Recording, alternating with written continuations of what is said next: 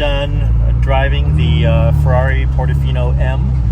I've previously owned a California and a California T and thought it would be fun to take out the newest iteration thereof. This has a bit more power, a bit less weight, pretty nice interior, all that good stuff.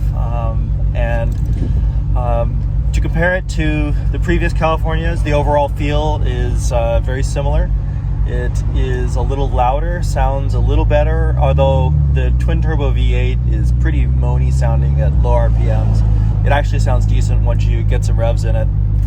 Ergonomically, which is a huge concern for me, but not everybody else, I'd say it's a mixed bag. The seat is not particularly comfortable. It's kind of flat and has very little support. The driving position is very odd. The instrument cluster is very high. With the steering wheel's high. I actually have the steering wheel set where it feels okay, and I can't see about half the tachometer and can't set the turn signals.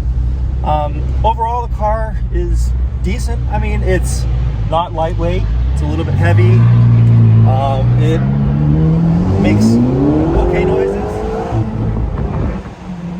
and it's fun. It's heavy, so it doesn't handle like a sports car. It's more of a GT car. It's definitely more comfortable doing cruising and things like that. Rides really nicely.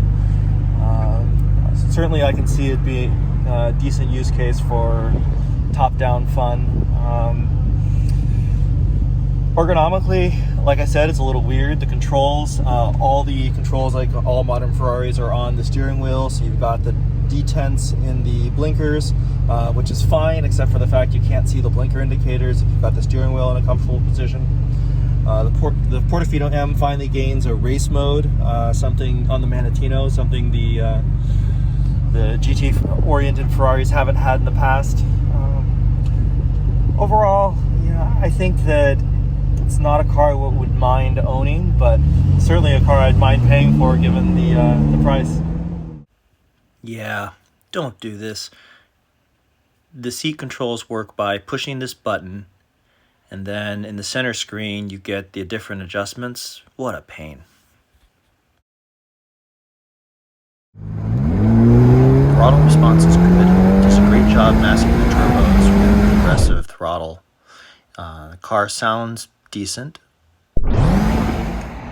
Yeah, visually there's still quite a bit of heft on the butt end. Lots of ride height. I'm not a huge fan of the nose, although it certainly looks better than the older Portofino. This color is beautiful. It certainly looks good in the sunlight.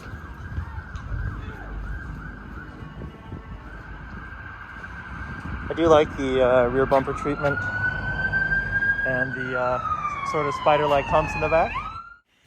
So the big question, would I buy one? I can't say I would. For the price, there's just so many other cars that are more engaging and more interesting to drive. This car ergonomically doesn't work that well. It performs decently, but I wouldn't say it's as engaging as the Spider or that fun to drive. And they're certainly not cheap. With options, you're probably looking at $270-ish for this. Maybe when they're used.